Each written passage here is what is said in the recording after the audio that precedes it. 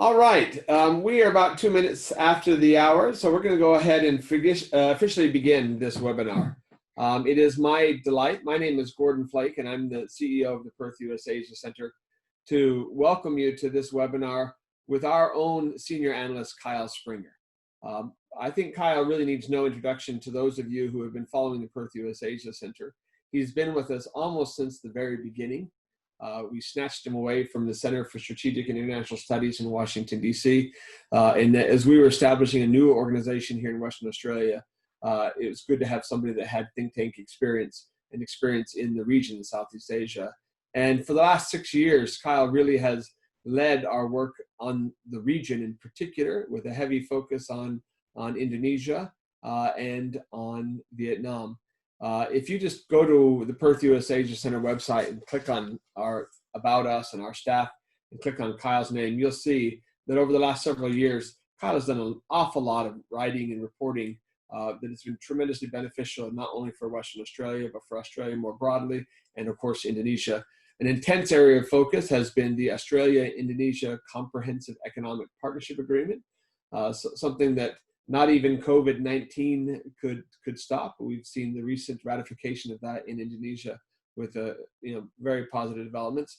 Kyle produced a very detailed report on IHEPA, which included a graph or a chart that outlined sector by sector the different advantages for both Indonesia and Australia of this free trade agreement. It is spectacular. Internally, we've called that city, which looks like something out of SimCity from the 1990s on a computer, Kyle Town or Springtown.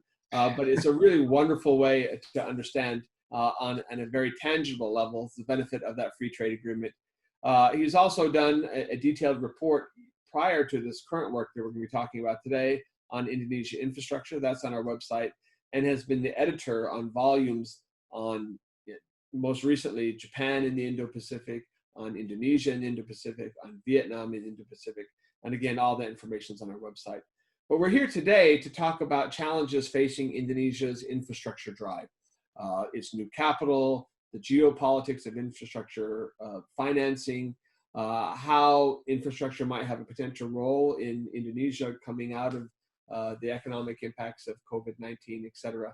And we're also here to launch a wonderful tool in that regard that Kyle has put together, and which was shared on the link that you were all sent to register for this webinar, which is a remarkable map that outlines Indonesia's infrastructure. So I'm going to let Kyle do the unveiling and talk about it in greater detail. But we at the Perth US Asia Center are delighted to be able to host this webinar on an important topic for Australia and for the Australia-Indonesia relationship. I would note that we're delighted that we are freed from the bonds of geography thanks to being able to do this online. We have over 200 and some odd people registered for this event from 12 different countries. And I would note a particular level of interest in Indonesia. And so it's nice for us to be able to have this conversation with our colleagues just north of us. Jakarta, in some ways, is Perth's northern suburb, or probably the other way around. Perth would be Jakarta's southern suburb. We're a short 4-hour plane minute ride away, and we're delighted to have that context. So enough for me. Kyle, thank you for your work on this topic and for being willing to lead this discussion. I'll turn the time over to you to introduce both the topic, your research, and your new map, and then we'll proceed into a broader conversation. Well, thank you, Gordon, and thank you, everybody, for joining me for this discussion today, this webinar. It's really good to see some familiar names, people that I've worked with all over. Really, really exciting to have such interest in this topic, something that interests me and the work at the center quite a bit. Before we jump in, I realize we've got a broad audience with a wide range of interests in Indonesia. So I just want to set some context and some basic ideas before we take a closer look at our infrastructure map. One of the biggest constraints on Indonesia's economic growth is the challenges it faces with its infrastructure gap. As Indonesia has grown over the past few decades, infrastructure has suffered from chronic underinvestment, and in many cases, like in Jakarta, a lot of strain with growing population and a growing economy. President Joko Widodo recognized early on the practical implications of these infrastructure gaps and how they've dragged on the country's economic development. He's made infrastructure a priority, and its development has become a feature of his popular appeal. What have infrastructure gaps done to Indonesia's economy? They've contributed to uneven development across the archipelago. Economic activity is heavily concentrated on Java and Sumatra. It's constrained Indonesia's economic integration with the rest of the Indo-Pacific region as well, despite being at its maritime core, despite being the fulcrum of the region, so to speak. The gap has seen Indonesia's trade suffer from high non-tariff trade costs, again, with other countries in the region. Another important thing to note, I think it's constrained Indonesia-Australia trade as well. For two G20 countries that are neighbors, you'd expect to see greater volumes of trade, more growth in trade. But in fact, trade between the two countries has stagnated over the past 10 years. And we can talk a little bit more about that a little later. The idea for our infrastructure map is to serve as a tool for our community to visualize this looming economic challenge and to track Indonesia's efforts to address it. The map is an interactive resource and is meant to help policymakers, business, academics see what's happening on the ground as infrastructure development unfolds throughout the archipelago. One last thing before we turn to the map. Since 2010, we've seen an alphabet soup of new initiatives aimed at filling infrastructure gaps in countries like Indonesia, right? They work alongside the long-standing multilateral development banks, like the World Bank, the Asian Development Bank. You would have heard of a lot of these, China's Belt and Road Initiative, or the BRI, Japan's Partnership for Quality Infrastructure, PQI, and in the MDB space, the Beijing-based Asian Infrastructure Investment Bank, or AIIB. Now, at the same time, countries have started using infrastructure loans and development programs as a tool to achieve geopolitical objectives. Now, geopolitics casts a shadow over Indonesia's infrastructure development at a time when it needs more foreign assistance than ever. I think this makes it all the more relevant that we have tools like this map that help us understand how Jokowi's infrastructure drive is unfolding across the country and how these initiatives are working with that. Let's look at the map, shall we? And here we go. You've got the Indonesian archipelago, 17,000 islands. Now you'll see port projects pop up. This is Belt and Road and AIIB projects. Another layer, road, highway, and toll road projects. You can see that's a long list there. Railway, airport projects, mass transit. Most of these are concentrated around Jakarta, so you got to zoom in a little bit more, which we will soon. Energy and resources, urban projects, industry, special economic zones. This is kind of a mixed layer. Water, sanitation, and flood control, and then the Palapa Ring broadband network that you can see there. So this is the different layers and all the different projects that we've mapped on this map. So some basic observations here. You can see projects are pretty heavily concentrated on the western side of the archipelago, especially Java. You can barely see the contour of the island there. Over on the east side, things are a lot thinner. You know, as far as West Papua, you can only see a couple. You can see that the BRI is very active. These are these orange projects here. Indonesia also has the most AIIB projects in Southeast Asia, with 5 active projects and 3 more proposed.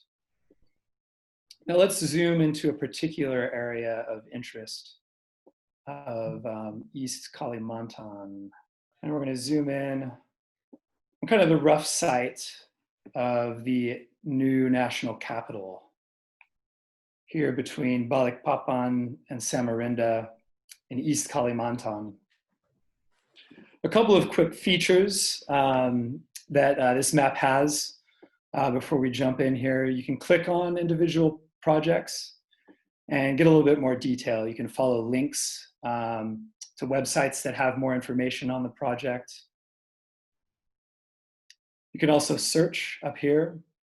So for example, you can look up the Balikpapan Samarinda toll road right there, it'll bring it up.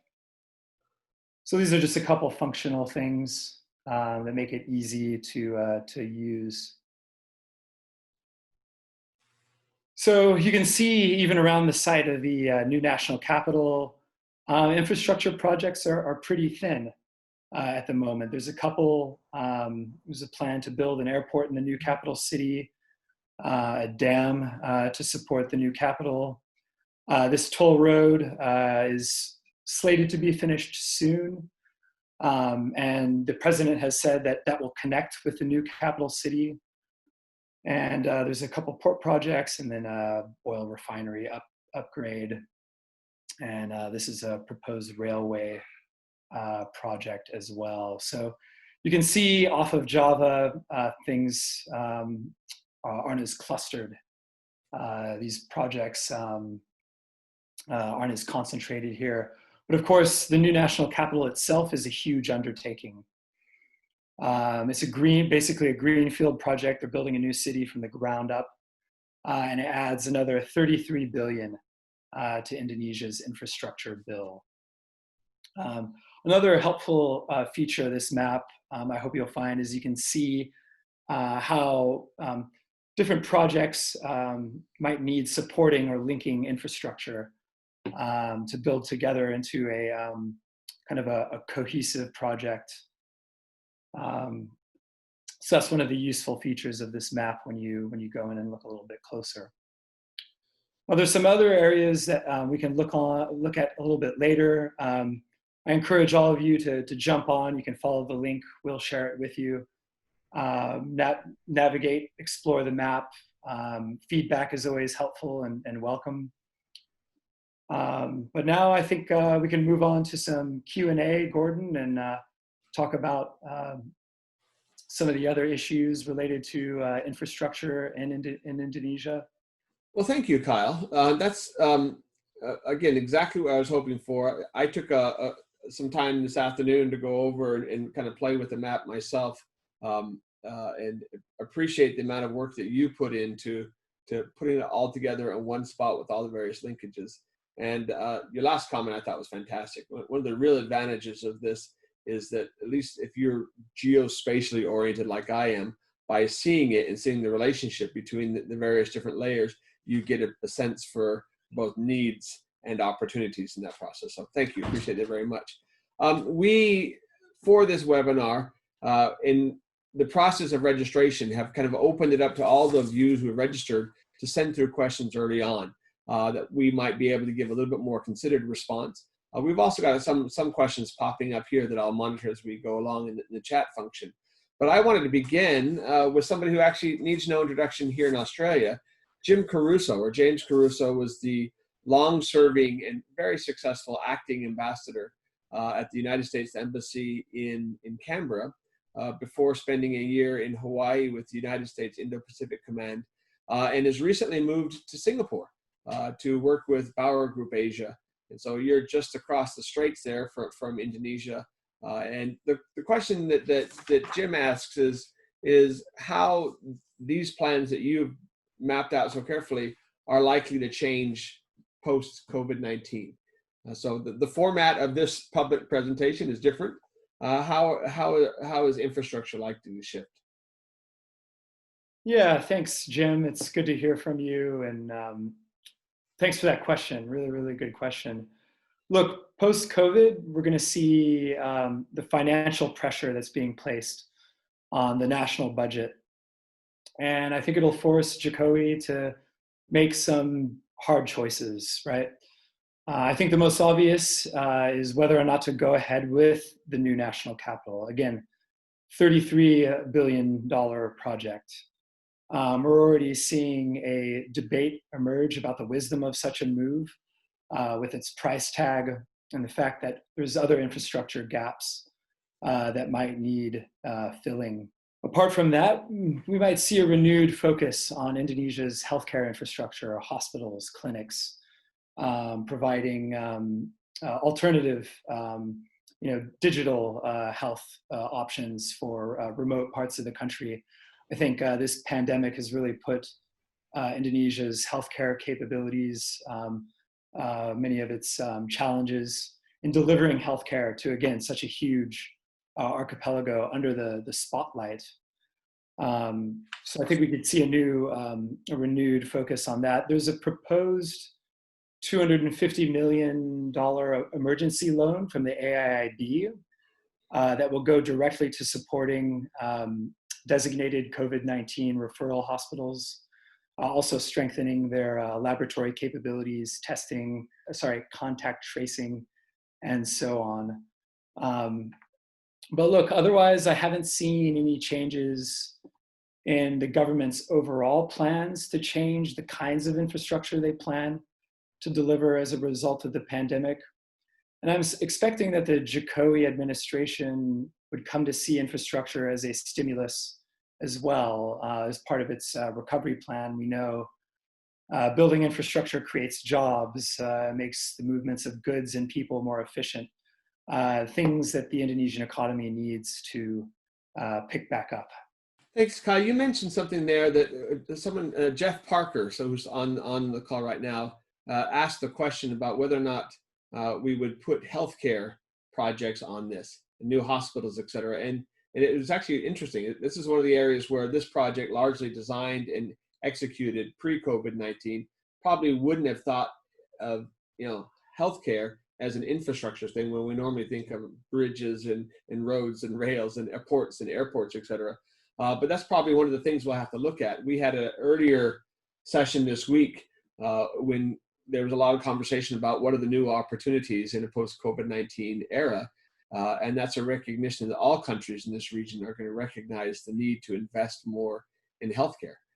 And so that's something that was passed on as a wonderful suggestion for yet another layer to add to an already busy map that you've got there. Yeah, that's good. I am aware of some new and emerging projects that are related to healthcare that I'll put on the map as well. Yeah, that's very, very good, very helpful. I think Haley Winchcombe, who's with the ASEAN Australia Youth Committee, AAYC, or Youth. I can't remember. I don't think I've got the acronym right, Haley. My apologies. But she's been deeply involved in strongly promoting cooperation between the countries in Southeast Asia and Australia. She's curious as to about the move to the capital. It was telling that you highlighted that part of East Kalimantan and the relative paucity of at least pre-existing infrastructure projects in the area. What do you think how's that likely to be impacted by current developments, and what do you think the issues are on that front? Yeah, thanks, Haley. That's a very apt thought, very apt consideration, and thanks for sending that question through. Look, if the new capital moves forward, there is a risk that it could divert funds and political attention from other very important projects on other parts of the archipelago, simply by virtue of the cost of building a new capital, right? Again, 33 billion, the project, I've said that number over and over again, versus a $29 billion national infrastructure budget. Look, nobody expects Indonesia to pay for all of it, but it still adds to that bill. So I think that's definitely something that's a risk. A new capital could absorb a lot of resources, and we're dealing with limited resources, especially now in the post pandemic recovery era. Look, I also hope we don't abandon Jakarta completely either. The city needs its own infrastructure improvements badly. things like the Jakarta Metro, much needed projects like that. You can look at the map to see some of the other mass transit projects planned for Jakarta. It needs flood control. That's a very, very important infrastructure need in that city. Look for Java a little bit more widely. It's a heavily populated island, high concentration of national economic activity, so you need infrastructure there. Some of its serious infrastructure gaps on that island.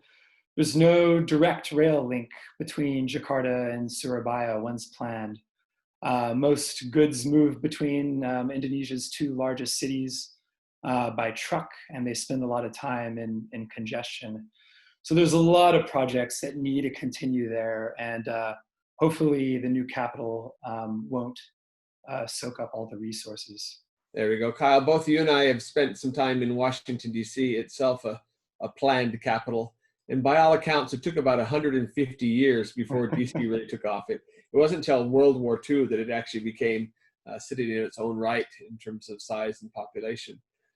You can look at Naypyidaw in Burma. You can look at Brasilia in Brazil. You can look at the efforts in Korea to move their administrative capital down south, and how difficult that is when people want to stay where the best schools are and where the best restaurants are and where their friends are. So there's obviously a lot of challenges associated with that. And my guess is this is one of these areas where there will be increased interest, particularly in the post-COVID-19 era, as to whether or not that will remain a priority going forward. So we'll continue to rely upon you to monitor that for us.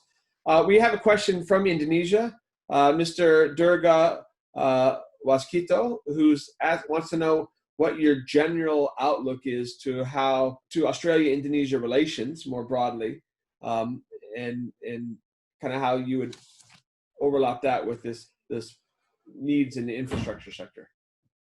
Yes, that's a very good question. Gordon, earlier you mentioned the Indonesia-Australia Comprehensive Economic Partnership Agreement, and that it will go into force in July. So I think Australia-Indonesia relations are at an important juncture.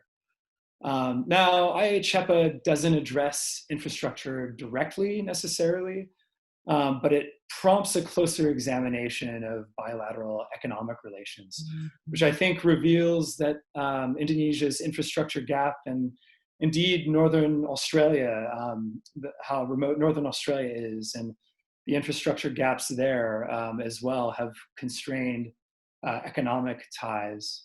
Look, we always talk about both countries as neighbors, but when it comes to infrastructure, when it comes to how close their major population centers are, they're really quite far apart. I think Northern Australia, indeed Australia more widely as well, would benefit just as much from increased infrastructure development in Indonesia. Improved infrastructure would allow goods to move faster and more efficiently between both countries. And overall, I see Australia and Indonesia cooperating to kind of on a higher level, kind of looking a little bit back at kind of the broader policy issues with infrastructure in the region. I see Australia and Indonesia cooperating to ensure good projects are delivered, which actually address infrastructure gaps and meaningfully promote economic integration in the region. Thank you, Kyle. I'm going to switch up a little bit here and take a question that's come in on chat from one of the members of the audience that's watching. You know Noto very well from our partner institution in Indonesia, the Foreign Policy Community Indonesia. Noto kindly served as an intern here at the Perth U.S. Asia Center, actually a visiting research fellow, I think the title was, and interviewed you just a couple of weeks ago for the podcast that FPCI does as well. Noto notes that Minister Luhut gave a recent speech on infrastructure and continued to focus on the importance of incoming foreign direct investment into Indonesia, a long list of priorities and reports they've got. So Noto's question for you is, what do you think the time frame is before Indonesia might be able to recover its status as an attractive investment environment in post-COVID-19 for that type of necessary incoming investment in the infrastructure sector. Yeah, thank you, Noto. It's good to hear from you again, and I'm glad you've logged on from Jakarta. Yeah, thanks for that question. Look, I still think Indonesia's an attractive investment destination. I've been on some other webinars, and I've seen some other analysis that suggests, compared to if you invested $100 in Indonesia, in, let's say, March last year, you'd still have something like $80 or $90 left in Indonesia, even post COVID. But had you invested $100 right before the 1997 Asian financial crisis, you would have ended up right immediately after that with like $15. That impacted investments in Indonesia a lot more than this has so far, right? So I think there's still a lot of scope. There's still a lot of Indonesia is still an attractive investment destination, and because of its location, its economic outlook, even though now very, very contracted, I think it's still a good location for infrastructure investments. I would probably add to that demography. Indonesia, at least for the next 20 years, still has a tremendous demographic dividend. And whatever the short-term impacts of COVID-19, the growing demography means that there will continue to be those needs in the infrastructure sector. I wanted just to put in a comment here, which I think is interesting. At the outset, when you were showing us the map, and again, I hope everyone takes time on the link itself to click and link it. It's going to be on our website afterwards, just to spend some time playing with this. And we'll continue to make adjustments and revisions to that. And by we, I mean the royal we, which is Kyle, in the process. But Gregory Accioli noted that despite the fact that Indonesia has long talked about development from the periphery, if you look at your map, you can actually tell by looking at it that there is an heavy concentration right around Jakarta, and the map that you showed us you couldn't even see Java Island itself. Yeah. So just already from our audience, an observation where seeing things visually can help you understand the difference between policies and rhetoric and what's actually happening on the ground. And I would say that goes for the Belt Road Initiative and Japan's Partnership for Quality Infrastructure, et cetera. So thanks for putting that together in such a tangible way. That's very, very helpful. I want to bring the question back here to the WA. We've got a lot of people here in Perth who are signed on listening. Jennifer Matthews, many of you know her from her role at the Department of Jobs, Tourism, Science and Innovation, but Jennifer is back to her role as Australia's representative in Jakarta, although I think, if I'm correct, Jennifer's still with us here in Perth, but serving in that function. Jennifer, understandably, is interested in the opportunities for Western Australia industry, particularly in that infrastructure gap. Is there a particular opportunity that you see looking at it from Perth yourself, Kyle? Yeah, hi, Jenny. Thanks for that question. Really good to hear from you. Yes, the short answer is yes. I think alongside the infrastructure gap, we're seeing a demand for skills in a number of areas in Indonesia. Construction, project management, planning, estimating, putting together environmental impact reports, and so on. All of these have increased.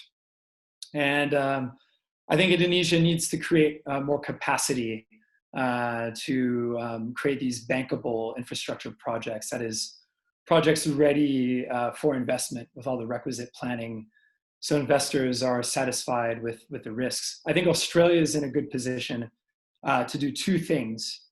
One, develop training and capacity building programs in these areas, right? Basically vocational education and training. Two, I think there's an opportunity for Australian services with experience in all those areas to partner with Indonesia to help plan infrastructure projects. For example, there's an Australian port management company which undertook a deep water port feasibility study for the South Sumatra government. I think there's a lot of opportunities like that, and hopefully small projects like that lay the groundwork for future business partnerships and build relationships between Western Australia, Australia more broadly, and Indonesia, definitely. We have gotten a very active number of questions coming through on chat, and quite a few of them, as you might understand, are skeptical about the move to Kalimantan and for the new capital, particularly in the current environment. Apparently, there has been some skepticism expressed more recently by Sri Mulyani on that front. In fact, if I can just read this one out, Agung Wikasono, who's an academic from Jakarta, the School of Business and Management at ITB, up until recently was CEO of Transjakarta, that runs the bus rapid transit, and before that was COO of MRT Jakarta. So he's bringing to this discussion some real expertise there. He questions whether or not the new capital city project can continue at all, at least in time for this 2024 date, which is obviously tied to the end of Jokowi's term. And so just for your feedback, a considerable amount of skepticism, including highly informed listeners there in Indonesia. Climate. So. Yeah, no doubt. Look, the idea to move the capital has been around for a while. It's not new. And definitely you saw a lot of skepticism from journalists, Western journalists based in Jakarta when it was announced. A lot of people were like, okay, we've heard this before. Look, all that skepticism is definitely justified. There seemed to have been making a little bit of traction before COVID-19.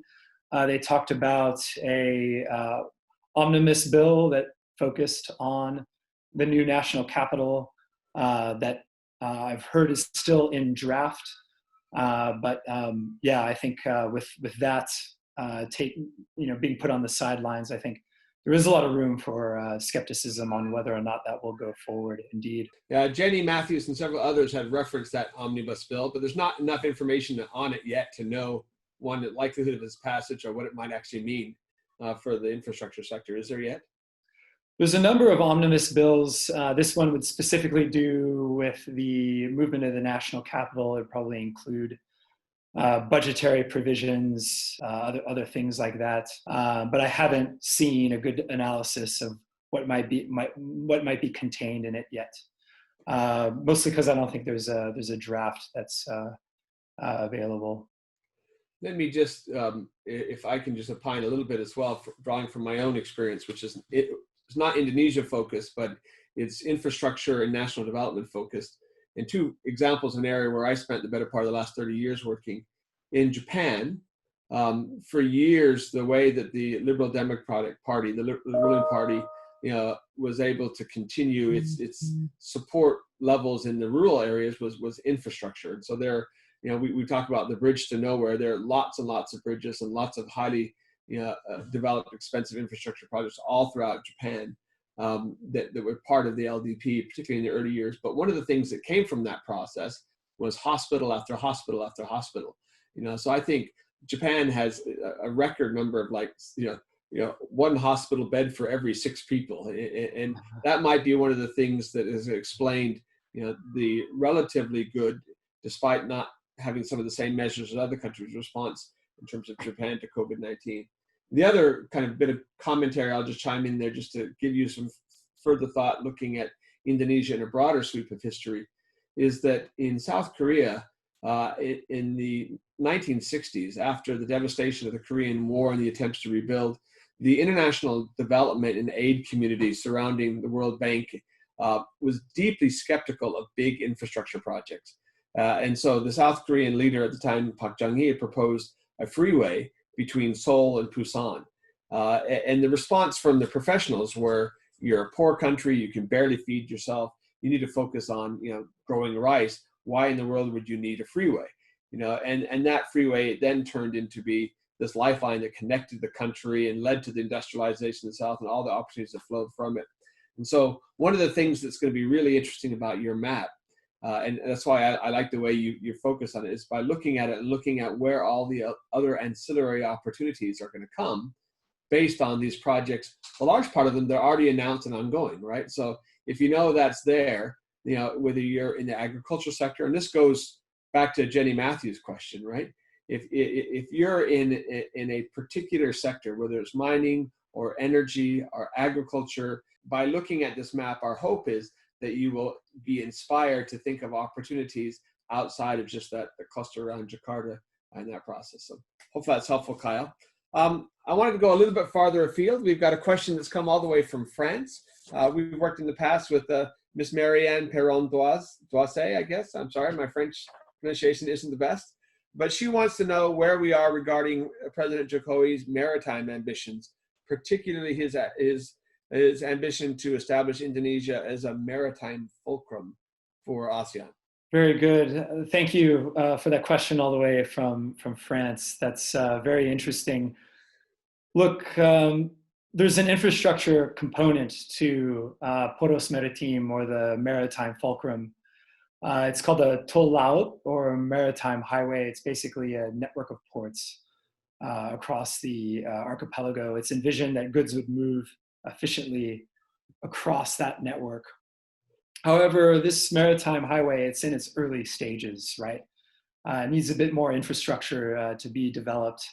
There's a couple other challenges that need to be solved, I think. One is Indonesia's competing with Singapore as a maritime hub. Singapore has an efficient port.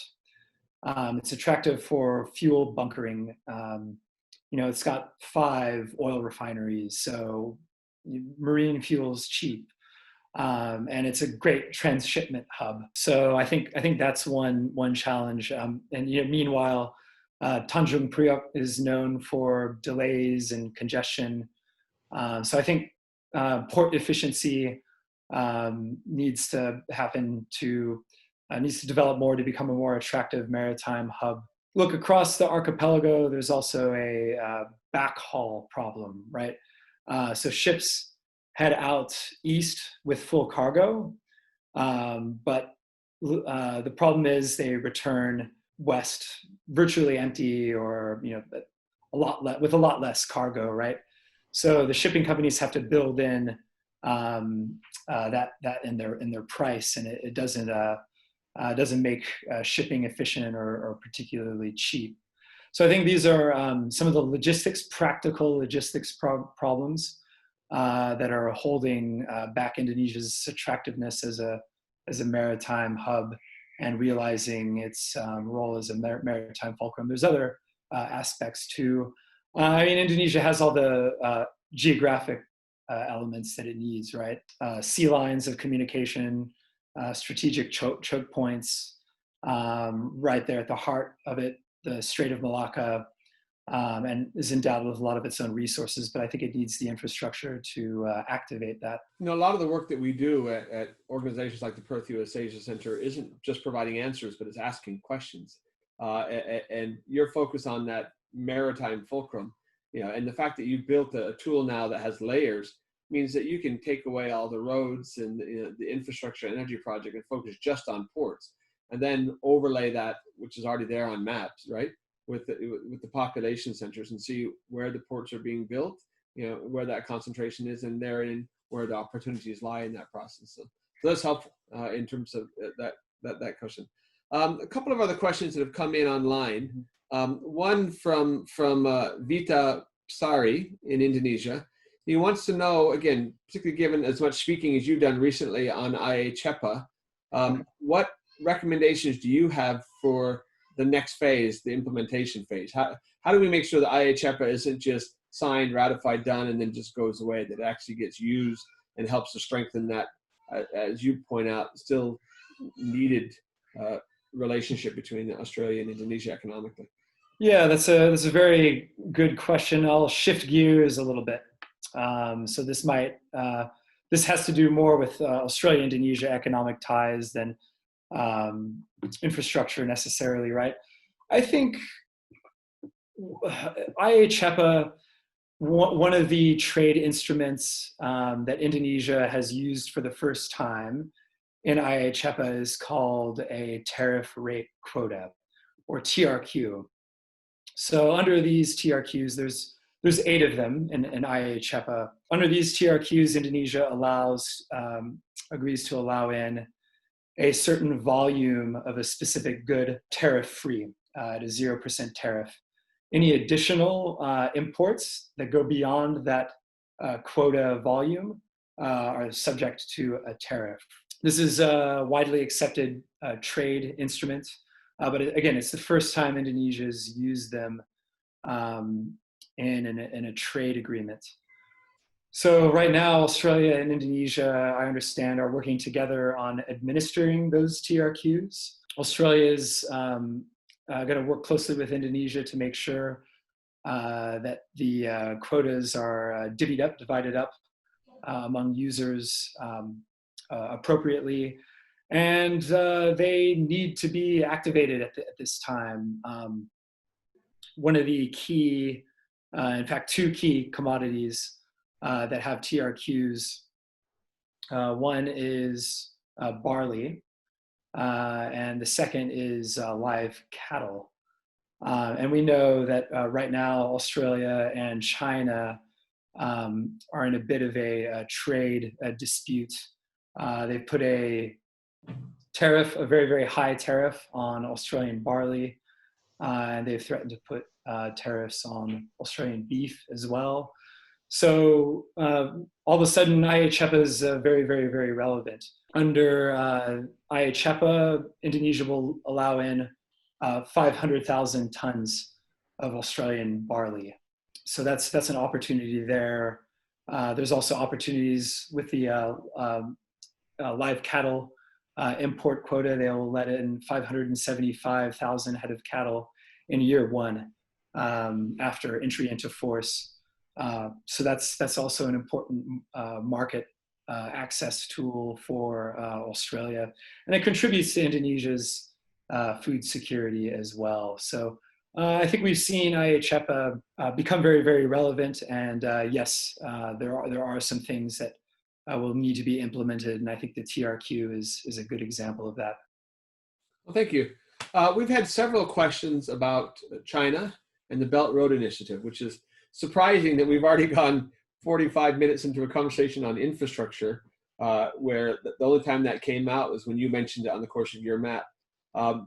Most of the questions center around Indonesia's attitudes to the BRI and to Chinese investment in particular, particularly given the sensitivity in South China Seas. Can you address Indonesia's particular views towards Chinese investment in infrastructure?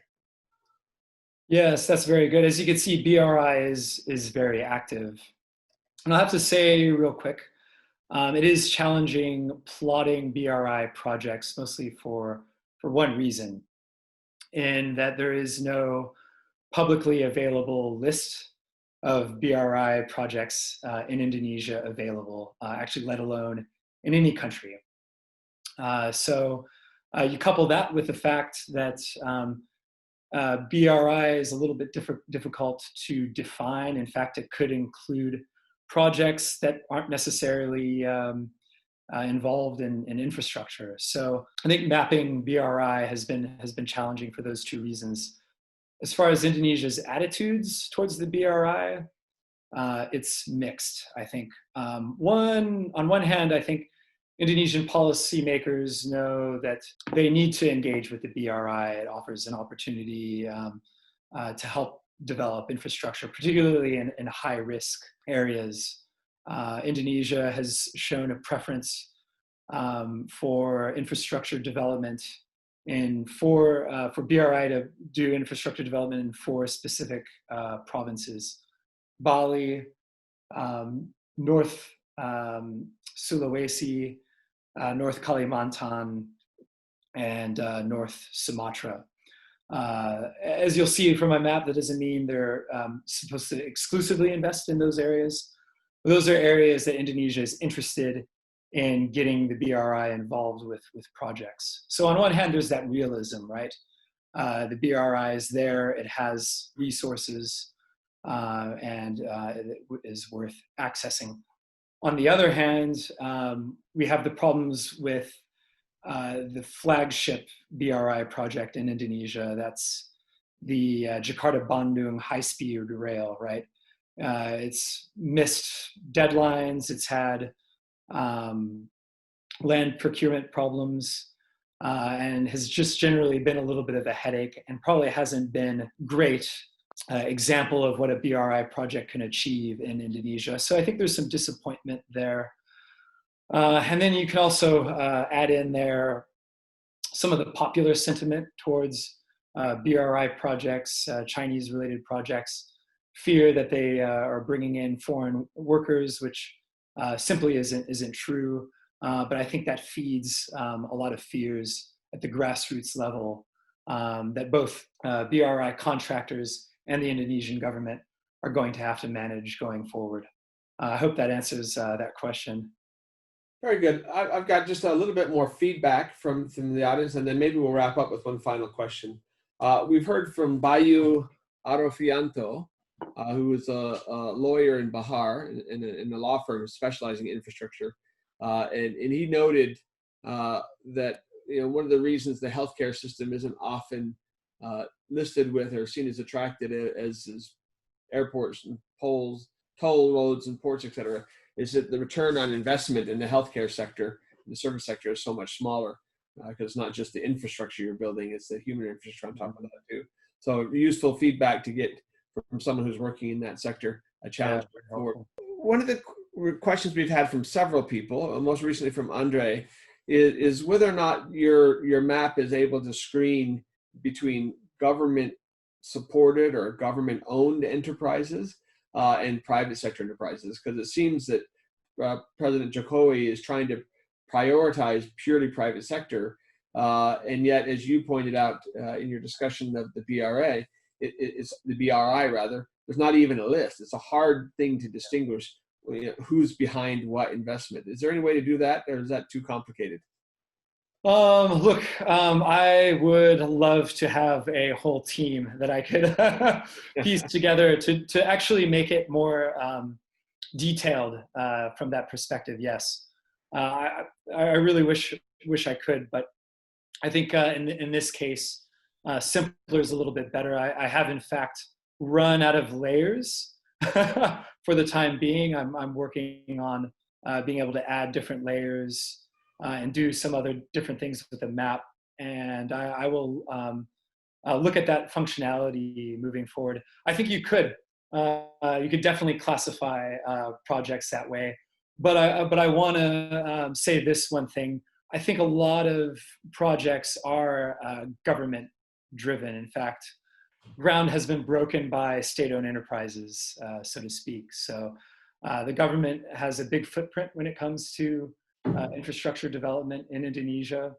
But yeah, I agree. It would be helpful to see which ones are purely private undertakings, which ones are mixed, and which ones are purely government and state-owned enterprises driven.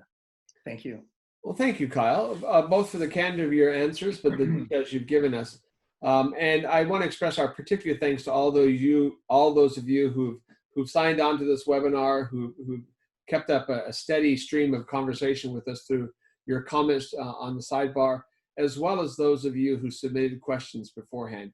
Obviously, we're not going to be able to get to all of those, but like most of the work we do at the center, this is not the end of a process, but rather the beginning of a process. Kyle, any final comments that you've got about the project and your work, and maybe next steps for you in terms of your work on Australia-Indonesia relations? Yeah, thanks, Gordon. Look, I want to thank everyone. And I really encourage you guys to keep in touch with me. If there's anything you want to follow up on, send me an email. Please don't hesitate. Feedback's always helpful. A lot of you have helped me with this project already. You've highlighted projects that I wasn't aware of to begin with. So that's always very, very helpful. So feel free to send those through, keep in touch, keep a dialogue going with me. This is a very fast changing sector, very, very interesting, very dynamic. So keep in touch.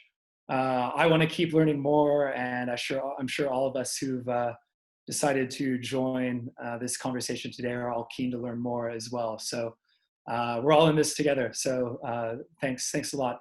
We will send out the link to the infrastructure map. My contact information will go out. So please keep in touch. That's always great. Well, thank you all again so much for doing this. Our apologies that the time has run short, but we hope you found this of interest. We really appreciate Kyle's kind of yeoman efforts working on this and getting things done. And we look forward to having you join us for future events here at the Perth US Asia Center. So thanks again. Thank you.